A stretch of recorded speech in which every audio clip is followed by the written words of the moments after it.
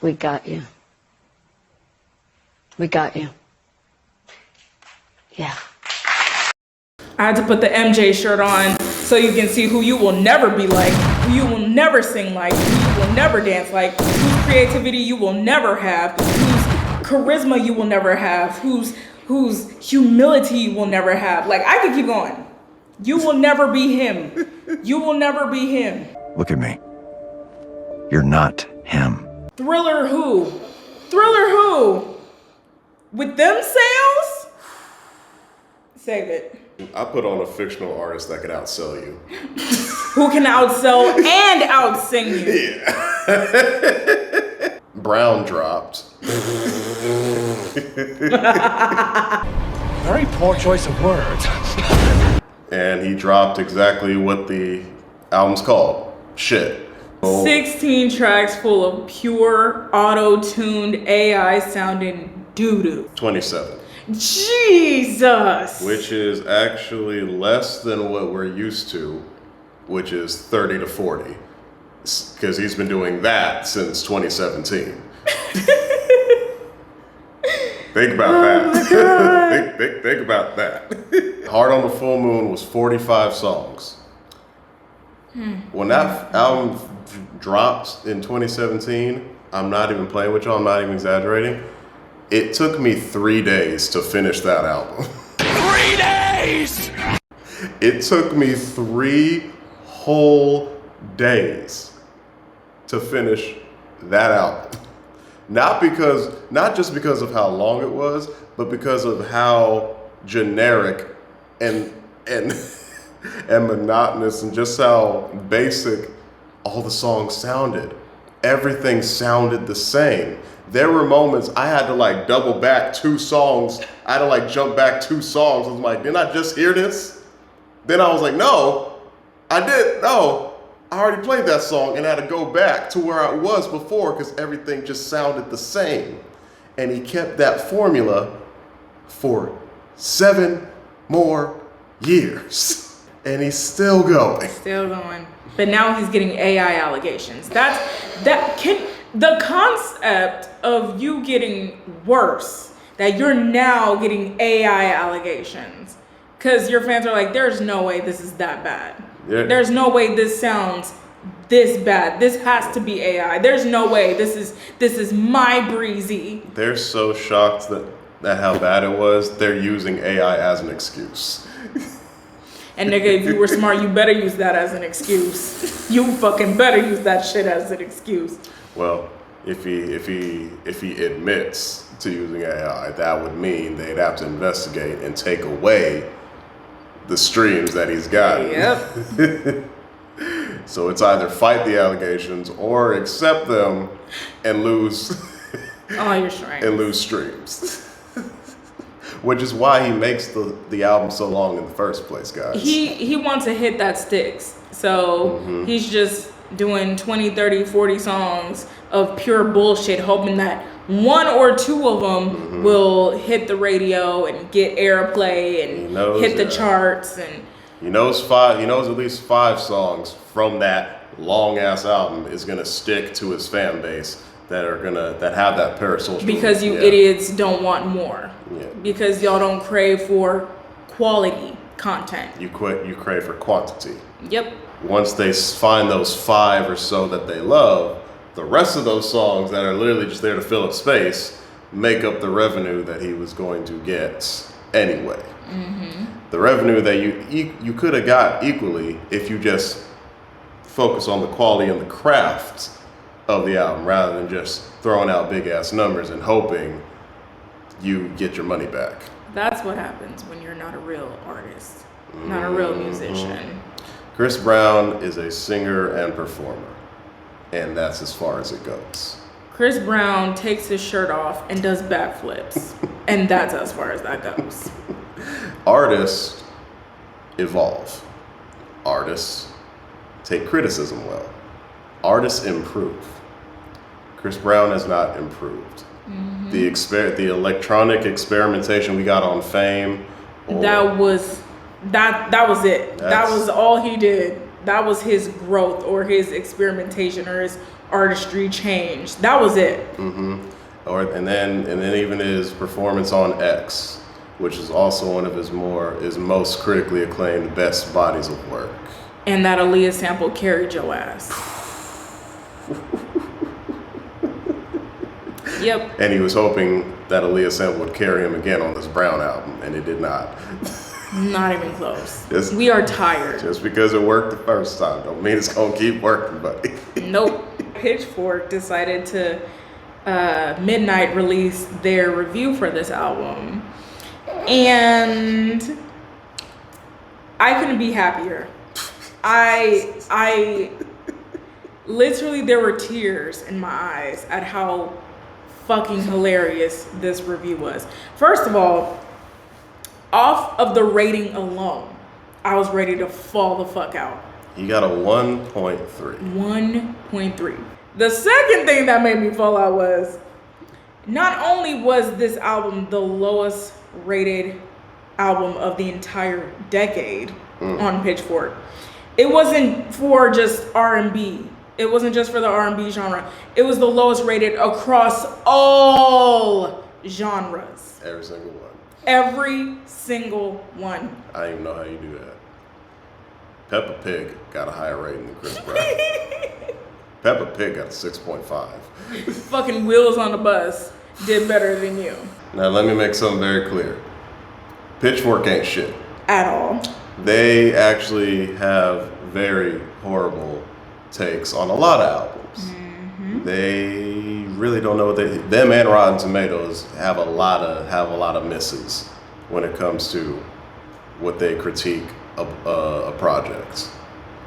This one was pretty much on the money. They tweeted the link to their review like 3 times. They wanted everybody to know that this album was shit from a butt. The tweet literally says, "This album is a real piece of shit." That was a sentence in the review. A lot of the article touched on things that a lot of people have said about Chris Brown for years now. When it comes to how, like we stated, he just throws a lot of shit on the wall, hope it sticks. He's hoping that the scrutiny and the backlash he gets for being a shitty person can be washed away by doing a backflip. Yep. They literally brought that up in the article. Literally, I saw the word backflip and I lost my shit. I was finna holler up in here. Like, the only miss in this entire review is how they brought up Michael Jackson and how his estate was trying to make him out to be a victim of the media conspiring against him, which is literally what happened. That actually happened to him, and what they said he did, it didn't happen. But in Chris's case, It happened. it happened. He did that shit. He's been doing that shit since 2009. It's a repeat. He's been beating people up He's a repeated for almost 20 fucking years. He's a repeated offender. Okay. Literally gonna get violent. No, They said if he kept reminding fans of their nostalgia for his youthful innocence and of how cool his backflips are, eventually enough people would take his version of history as gospel or just stop caring about whatever mistakes he made altogether. And it's literally that Boondocks episode where R. Kelly went to court and Huey was just like, all this nigga gotta do is sing. And y'all forget that he children. Yeah. And that's literally y'all with this nigga. He was just locked up in prison somewhere in Europe, I forgot what country, for assaulting a man. And y'all were like, oh my God, no, he's arrested, the tour, oh my God, no. Yeah, y'all cared. And it's like, y'all cared more about this man making his tour dates than the fact that he just assaulted Yeah. another person. This man has so many assault cases, physical and sexual, because y'all like to forget that too. There is a separate Wikipedia page just for his assault history. Yet y'all always want to keep going back to, oh my God, y'all just keep bringing up Rihanna. Like that shit happened back in 2009. He was just a kid. Y'all keep bringing up Rihanna. Y'all ignore the whole backlog of abuse. And there's been like 15 other people after Rihanna. So now what? Y'all always want to go back to 2009 and be like, he hasn't done anything since then. Y'all can't get over the 2009 abuse with Rihanna. No. We can't get over the fact that he keeps being abusive. Like, okay, so let's talk about Frank Ocean then. How he called him a F slur over a parking space and had his goons try to jump him, and then Frank dropped one of them. Let's talk about Carucci needing a restraining order. Yeah, y'all was using that picture, that paparazzi picture as a meme. I remember that. I was there. Like, he was literally posted up, showed up to where she was. He found her and was posted up all up in her face. And y'all was using that shit as a meme like it was funny. Yeah. So let's talk about that. That's not Rihanna. That's creepy. Let's talk about how he was throwing bottles at the other beige bandit, Drake. And now they're buddy again. Like, there's so many people we could keep bringing up. But y'all just want to ignore it. There was a whole Texas lawsuit 2 years ago in July. Alleges that Chris Brown and his crew severely assaulted 4 men backstage. The London assault charges were from 2023 to now. This was ongoing. Yep. This behavior, this anger and temper that he carries is still there. But because in recent trials that he pled not guilty and got away with it, they're like, see, he's a changed man. If he's still going into the courtrooms for the behavior, he's not a changed man. If he's still getting arrested, he's not a changed man. Y'all think because he's not locked up, he's evolved. Like, what are we talking about? But another thing that made me laugh in the review, after Bad Bunny's Super Bowl performance, Brown posted on his Instagram story, I think it's safe to say they need me. A wish that seems possible if Brown is a smash.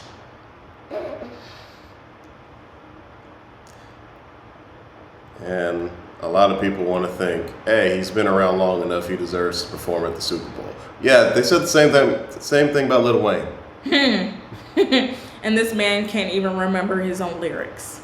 Yes, you can have a nice, iconic, long discography, but we're also going to pay attention to who you are as a person. That's also going to be represented when you're performing at the Super Bowl. Kendrick got to perform, not just because he has a bunch of hits and classics, but because of who he is as a person. His artistry speaks that. Beyonce's artistry speaks that. The Weeknd's artistry speaks that. Rihanna's artistry speaks that. Yep. These are all people that don't have the same public opinion as Chris Brown. They don't get that same hatred as Chris Brown. And to be honest, I don't think Chris Brown could do a Super Bowl performance well. Nope, because first of all, you also have to have some sort of creativity to do the Super Bowl. Like, you look at Bad Bunny, he incorporated things that were going on in Puerto Rico or currently going on in Puerto Rico. Like, he had sugarcane fields and a bodega, and like, you look at Kendrick, he told a whole story with his. Like, you have to have a certain creativity. What is Chris Brown gonna do? 30 backflips. He's gonna get somebody dressed up as Crash Bandicoot. They're gonna backflip together or something. He's gonna do a couple dance numbers. He's gonna do Run It. He's gonna do Look at Me Now. He's gonna take a coke snort break and then get back on stage. Maybe he'll do if he's the bad boy he claims to be, he'll do a very risque, politically charged comment about his assaults. And then I'll do another line of coke. And, try to flip it as if, they want to paint me to be this angry black man. Listen. Listen. Child. That's just yeah, but yeah, when he was clearly upset that he's never been asked to It's like, look within yourself and ask yourself, why wouldn't they want me? why wouldn't they want somebody that keeps assaulting and keeps Keeps getting arrested. keeps getting arrested. Ending up on court TV. Like, That's not the representation of America that they want to be televised, even though that is what America is at the moment. Yeah. But America likes to pretend that they're not. Yeah. America likes to pretend they're not Chris Brown. Mm-hmm. America is SZA. It can't see. It's blind. All of the overstuffed albums and Billboard hits he's racked up since then are tainted with that context. None more than Brown, which isn't romantic or funny or sexy or sultry or dancey or soulful or vulnerable or honest or creative or inspired whatsoever.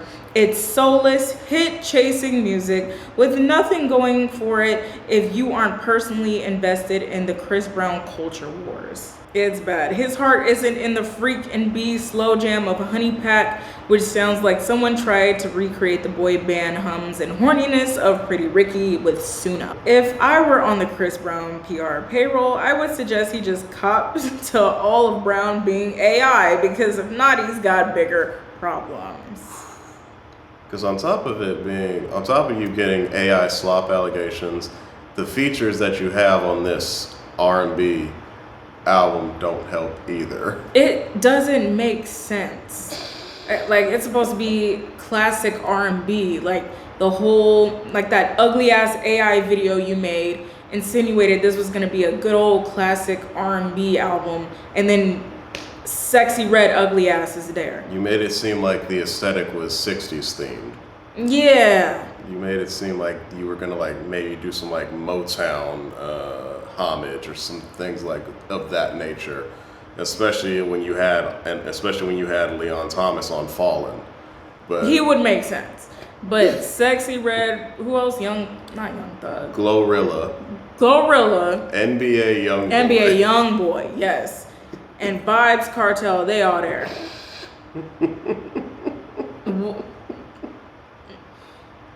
Sponge plus star equals clam. Like, Yep. that does not make sense. The only ones that make sense are Leon Thomas and Lucky Day And Tank. and Tank.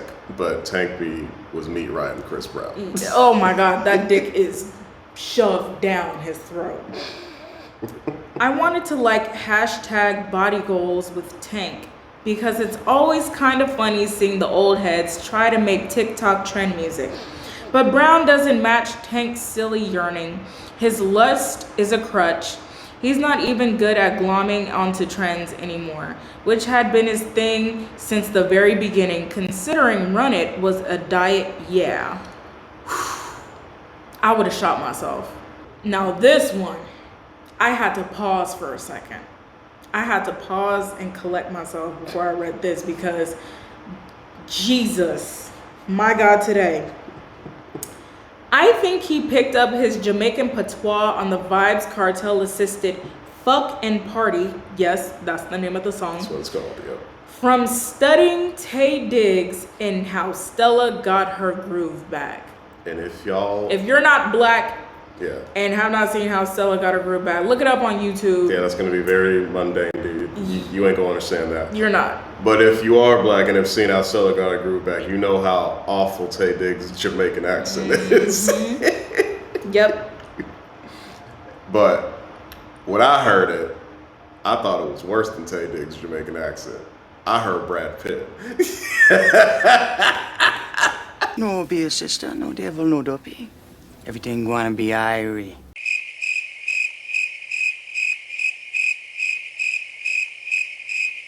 But yeah, it just keeps going. It just keeps going. It's bad. It's so bad, y'all. But yeah, take the time to read this beautiful, amazing, show-stopping, spectacular review of this dog shit album. Is the review that Pitchfork put out very obvious rage bait? Yes. is what they said untrue? No. Pitchfork hasn't reviewed a Chris Brown album since X, I believe. They avoided everything after that. So we don't have a Pitchfork rating for Breezy or 1111 or anything around that time period. They avoided all those albums. Because it's just the same album. It's the same music. Now, two things can be true. Yes, they avoided all those albums because, yes, Chris Brown was doing the same thing for years from that point. And this Brown album was their last straw to be like, that's it. We have to say what everybody's thinking. Another thing is, they knew shitting on this would get them views. They knew that this was going to be clear clickbait. They knew it was going to be obvious. They knew the fans were going to run to it immediately.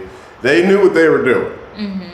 Two things can be true at the same time. They were tired of hearing the same shit from Chris Brown for almost 10 years now, so they were like, damn it, this nigga ain't shit. Yeah. But they also knew, hey, if we trash this album, it's gonna get us views. But I mean, it's what everybody was already saying on Twitter anyways, so. Yes. So it was like, yes, it was rage bait. But they ain't saying shit that people haven't been saying for almost 10 years now. Yeah.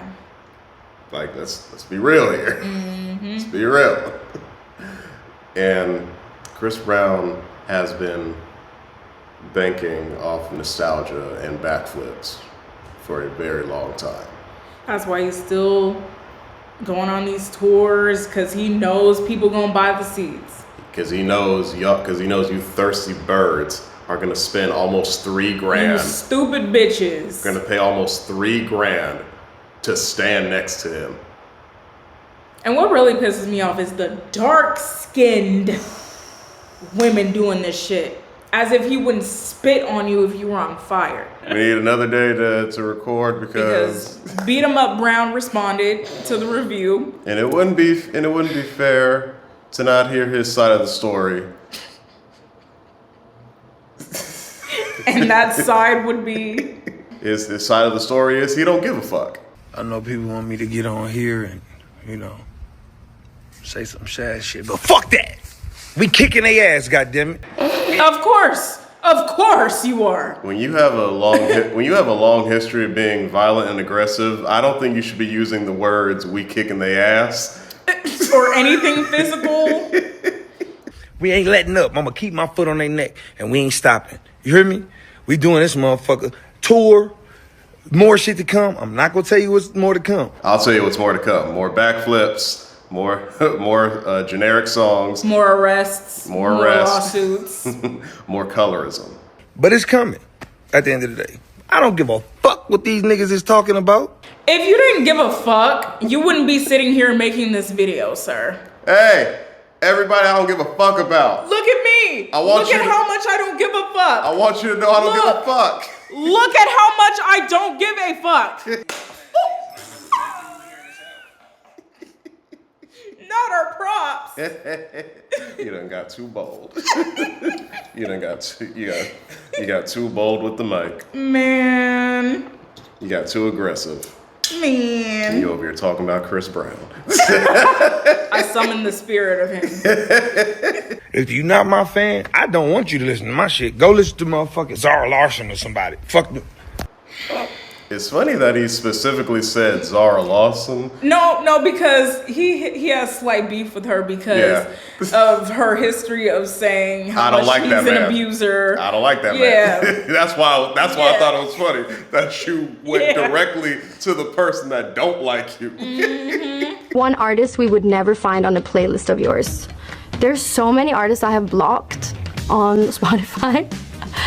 And all of them are like abusers. You certainly wouldn't find like a Chris Brown song. Hi. Like you already have a bad history with beefing with women already. Shocker. So this isn't helping by saying, go listen to the person that doesn't like me. Him and his fans don't understand why people don't like Chris Brown. Everybody, they all think that the disdain for him is unprovoked. Crabs in a barrel mentality. They all got rose-colored glasses on, and they just, they don't want to see the truth. They don't want to hear it. Every Chris Brown concert, every stadium he sells out, that's just a big-ass echo chamber of people that don't have the best morals. Nope. Is every fan of Chris Brown an abuser or a victim of abuse? No. But they're most likely a pick-me, a misogynist, an internalized misogynist, and something also along the just, lines, colorist. And also just don't have good morals. Yep. Your morals are very telling if you can still pay to see this man currently. It's very telling.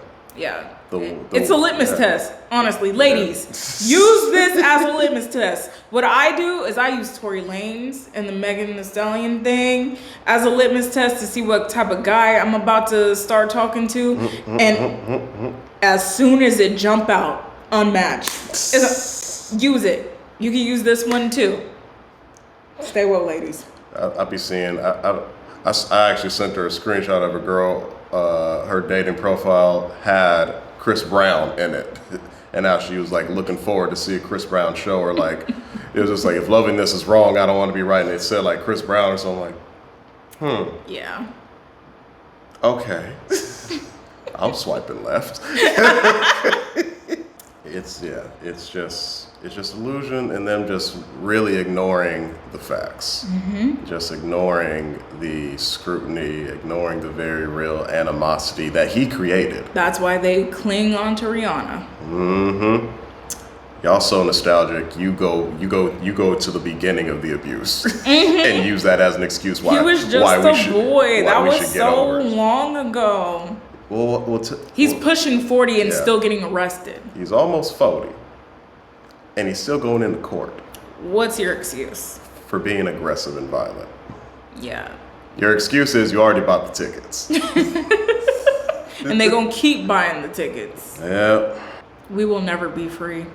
Unfortunately, no. No. Y'all, Black people, women, we will never be free. This man has spent almost 10 years giving y'all Costco bulk-sized albums.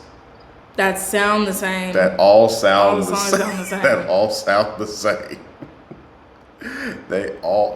same. He's always sounded like this. Same drums, same 808s, same bass line, same harmonies, chords, like. Same, let me put that dick on you like I'm still 21. Just a mess. Still the same dick slinging, dance popping songs. When you almost 40, a father. I swear, between him and Drake, their midlife crisis is just incredible to witness. Pitchfork, you still ain't shit. Yeah, you ate the one teeny tiny thing. Yes, you made. Don't get comfortable. Don't get comfy. Yeah, don't get comfy because you said the sky is blue. Nah. Don't get comfy now. Saying that Chris Brown made a bad album is not a hot take. It's been like that for almost 10 years now. Yep. You also the same platform that gave Sexy Red and Ice Spice unreasonably high scores. Yeah. Ooh, I forgot about that. Yeah, we didn't forget about that. You also told your fan base to like flood comments with middle fingers, and so you're already pushing. Yeah. You're already pushing mob mentality bullshit. And you want us to get over the fact that you have an aggressive behavior. You want us to think that you don't care. You want us to think you don't care. You want us to think that you are a changed person, but you have a mob mentality and you want people to be hostile. If you didn't care so much, if you only care about your fans, then you would have just completely ignored that. But that's just me though. Yeah. But you continue to focus on your echo chamber, continue to keep making the same album. Yeah, continue to flirt with the birds that bring their bird boyfriends and husbands. Continue doing your backflips, dog. You found your place in life. You found the lane that suits you without actually having to improve. Yep. Congratulations. Oh yeah. every villain is Chris Brown. So it's just really pathetic to see. It truly is. And he's not gonna stop. He's not gonna stop. No, because if he was as sympathetic as he claimed to be all the way back in 2009, 2010, when he was going on his sympathy tour, he wouldn't be in the media to this day getting assault cases and charges and stories and allegations. When he made his comeback with fame, that was his ticket back into the public. No. It goes back before. Well, his ticket was that Michael Jackson BET Award tribute. That's what got him back into the public and got people feeling sorry for him and forgave him. That's what did it. Because he was crying. Because he was crying. He was sobbing. Yes. To Man in the Mirror, and everybody felt so bad and was like, oh, well, let's forgive him for beating Rihanna to a pulp because he cried doing Man in the Mirror. Maybe he really does feel bad. If you want to make the world a better place, look at yourself and make a change. He's going to do that. He didn't make a change. No. He did not make a change. Not one bit. He busted out the light-skinned tears and went right back to work. He fooled every fucking body. In fact, Chris Brown has been doing the stomp the yard method ever since. Walk with me. I call it the stomp the yard method. If you ain't black, you don't know what this is. Yeah. But for anybody that is black and watch Stomp the Yard, you probably know where I'm going with this. Who remembers the promotion for Stomp the Yard? Baby, when those trailers came out, they edited that trailer to make it seem like he was going to be a part of the movie, like one of the main characters. He's going to be in there for a long time. Yes. And that man got shot in the first 10 minutes. Yep. Finesse. Got him up out of here. All them seats in those theaters were filled because all the girlies and everybody was just so excited to see Chris Brown on the big screen. Yep. Dancing, doing what he does best because he is a performer. They kill him in the first 10 minutes. Took your money. That method of saying, hey, Chris Brown's here, so we know your dumb ass is going to show up. He's been doing that with his music ever since then. The Royalty album. He's got it's a wholesome picture of him holding his daughter. That he didn't claim at first. But that picture of him holding his baby, being a father, it's supposed to trick you to think, he's a changed man. He's a girl dad. He loves women now. It's supposed to trick you into thinking, this is going to be a mature album. The first song is called "Fuck You Back to Sleep." Insane. You got your daughter on the cover, and this whole album is just about sex. Explicit sex. Not the D'Angelo kind of sex. Not the way Michael did it. Not the Lady in My Life type of sex songs. No. Not that soft, sultry sex where you don't need to cuss to let us know you're having sex. Exactly. He's been doing the Stomp the Yard method for years. He's gonna put out a certain image of what the album's gonna be. To make you think, he's going to take it a new direction and prove to y'all he's a changed man. Nope. And he's doing the same wobble on the dick, these hoes ain't loyal ass songs. Blasian woman, I love Blasian woman. And then when the songs come out, it doesn't match what the aesthetic is at all. Nope. That's why I was confused when he hit the Thriller pose, because I'm like you are not going to be singing no shit like that on this album. You haven't been doing contemporary R&B since Exclusive. You haven't been doing like textbook R&B since pre-Rihanna. Yeah. So when I saw him hit that Thriller pose, I knew it was some bullshit. I already knew he was using the Stomp the Yard method. I already knew. And then when he dropped that AI video of them in like this 1940s, 50s jazz club aesthetic, child, please. Please. Stomp the yard method. I'm so sick of this nigga. I cannot wait for the day he disappears from the public. What sucks is it took his fans almost 10 years to notice what we've been saying about his music. Now, of course, there's still the delusional, meat riding, Barb type of Chris Brown fans. They're still there. They're still gonna listen to that shit. And then you also got the aunties, the fucking 35 plus crowd who don't give a fuck. The boy mom crowd, derogatory boy mom crowd.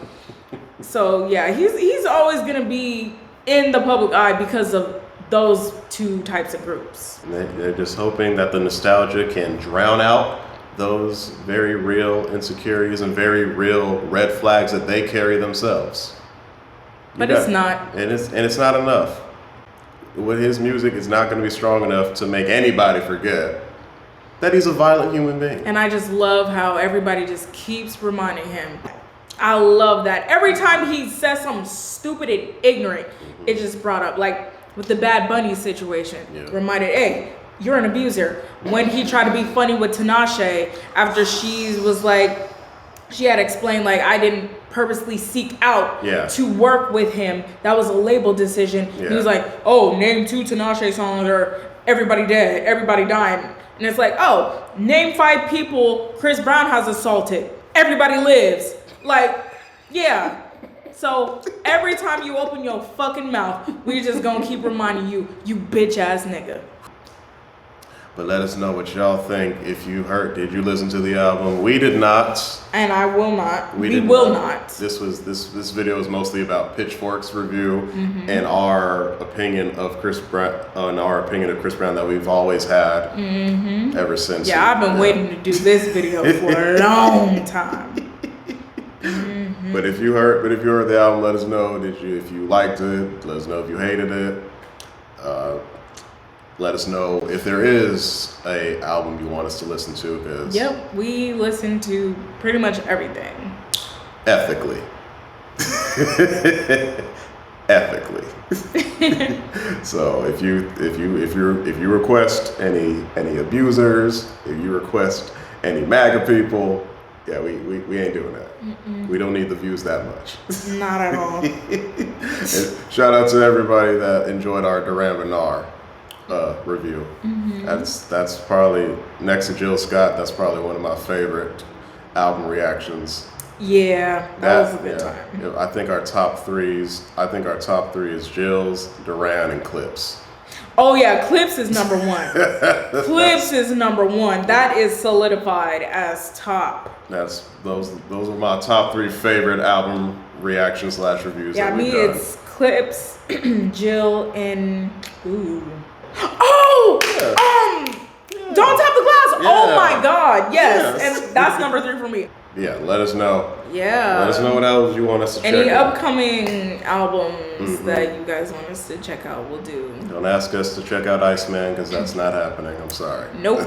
Don't ask us to listen to Kehlani because it's not happening.